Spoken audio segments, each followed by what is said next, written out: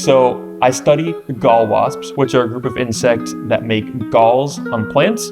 What a gall is it's a modification of plant tissue within which the insect feeds and lives until it fully develops as an adult, at which point it exits the gall and goes to make another gall on a different plant.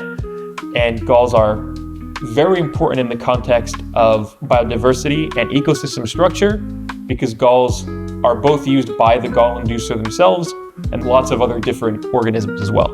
Studying them allows us to understand many different facets of life on Earth, and I have the privilege of naming lots of new species within this group.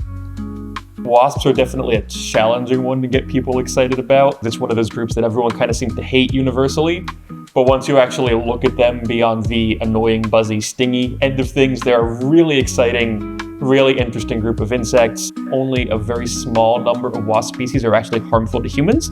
So we think of yellow jackets, hornets, those guys as kind of the exemplars of what wasps are.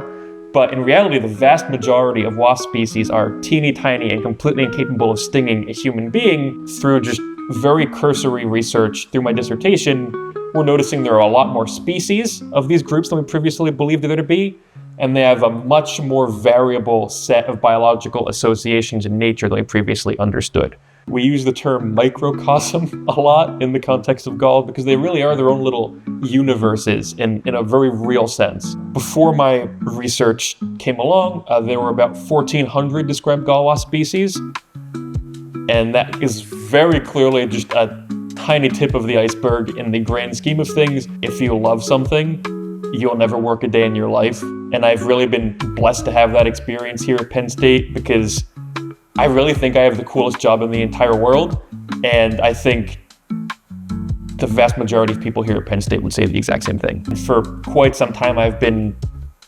engrossed in the world of wasps, and being able to investigate their diversity, their utility to humans, and other elements of them is just, it's what I've got to do.